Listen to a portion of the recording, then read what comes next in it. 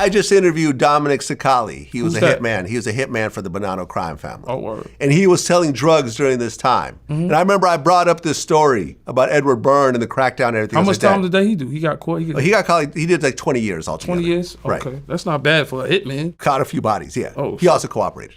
Oh, So, you know. he cooperated. Yeah. Shit. Oh, yeah. But what I said was when this was happening, he was actively drug dealing this time. I said, did this affect you? He said, not really.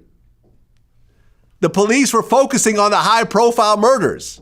They were leaving the white Italian drug dealers alone because they were keeping it quiet. They were under the radar.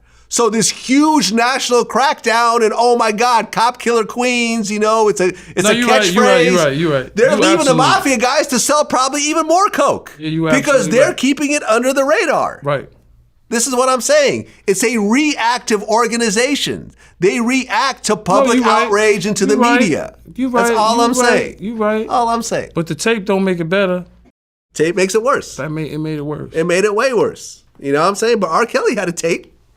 And he beat it, you know, and he went on to have a great career and everything else like that. And then the documentary came out and all the charges popped up after the documentary. That's not a coincidence. He would have potentially, I'm not sure, I don't know the fucking future, but potentially he could have lived out the rest of his life. And as long as he kept it under the radar, he would have died an old man. All I'm saying is you can't have millions of dollars and have a girl taking the shit in a bucket and other bitch down the tape. You can't. If you think like that, then you're gonna get lawsuits. You're gonna get sued. From my experience being in G-Unit, niggas got their jaws broke and they wanted 50,000. Yeah. Niggas would talk tough. Gee, you not all this shit. Yayo, you a bitch. Nigga get their jaw broke. They right in court and they like, I'm not going to work. I need 50 to 100,000. Right. A broken jaw usually costs you that. Yeah. 50 to 100,000. Diddy was paying people off the same way, according to Roger Bonds. What do you think when the lawsuits come? Yo, G-Unit not outside. G-Unit had the most lawsuits probably in hip-hop history of beating niggas' asses. So that way, if I beat a nigga ass over here, a nigga will say, you know what, I want to sue you and 50. Of course. He not just want to sue me, bitch. You want to sue the guy with the money. And 50. Yeah. You know what I'm saying? So at the end of the day, it's like, damn, that keeps you from being outside. Video shoot, motherfucker get his jaw broke. Motherfucker, yo, I need 100,000 for a broken jaw.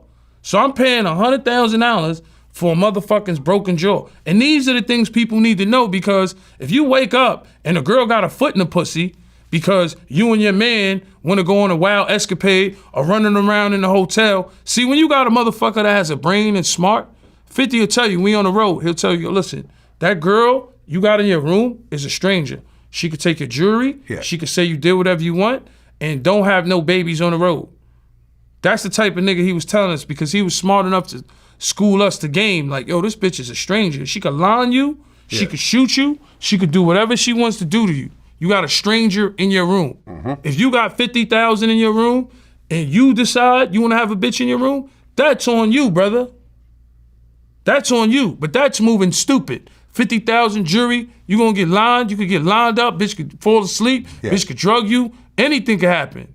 You understand what I'm saying? So when you in a limelight, you realize that. You know how many broken jaws and fucking niggas got hit across the head and wanted money? Wasn't there a situation with Young Buck where he like attacked a DJ over playing a game record or something like that? I don't know. It was so long ago. I don't know. Yeah, it was something like that. But the lawsuits, they racked up. Motherfucker, promoter steal your money. I done seen shit. Promoter steal, I'm not gonna say who it was, money, beat his ass, and I get in trouble. And you stole my money. Like, it's certain things like that. Or a motherfucker could say, fuck yeah, you a bitch. And then once I beat your ass, and you figure out, or the entourage beat your ass or get you, either way, it's a lawsuit. So you mean to tell me motherfuckers don't learn from their mistakes? No, you gotta learn from your mistakes. Every artist go through the lawsuits. You learn. That's what had niggas scared to come outside sometimes. What happened to Kid Kid? I don't even know. No idea? Like I said, 50 helped a lot of people. Whatever the situation, he was a talented artist. 50 helps a lot of artists. Mobb Deep, MOP, Kid. What was the girl again, Lee? Olivia? No, not Olivia. I'm thinking about, Paris? I'm sorry, Paris, my bad. But he helped Paris, you know what I'm saying? And he flew people around the country. And, you know, it's like, and he gave them experience Yeah. to see a whole nother crowd. As for how they feel or if they're disgruntled, I don't know. I never heard anything crazy, but I mean, everybody gets an opportunity. You know, do they appreciate it? I don't know if they do or not or don't. But Yeah, I mean, I think 15, he's talked about it in his interviews, like he realized at one point that starting a record label was not really the best business move for him. He tried it sincerely. Right. You know what I'm saying? Yeah, and people like you benefited from it. People like Banks, even people like G-Unit went Youngbuck. from a group to a record label when we signed Mobb Deep and MOP and shout Right. out two And legendary he tried groups. lots of times, and I think that if you count up all the money, he probably spent more than he Yeah, made. he spent more money, Yeah. wardrobe, tour buses. Exactly. And sometimes the artists could be in the red. They won't. Exactly. The money that was spent won't add up. It's a business. Exactly. But you know what's crazy? Like, the approach people have to 50, what he doesn't like is, like, approach me like an executive, like a Jimmy Iovine.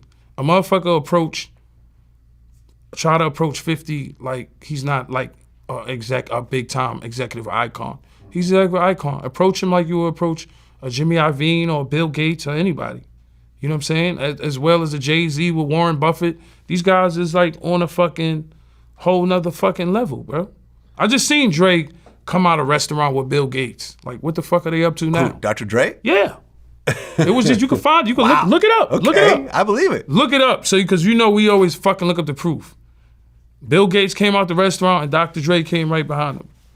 No Diddy. Yeah, Dr. Dre and Bill Gates make an unlikely duo. I just seen it online. while I mean, enjoying. A year ago.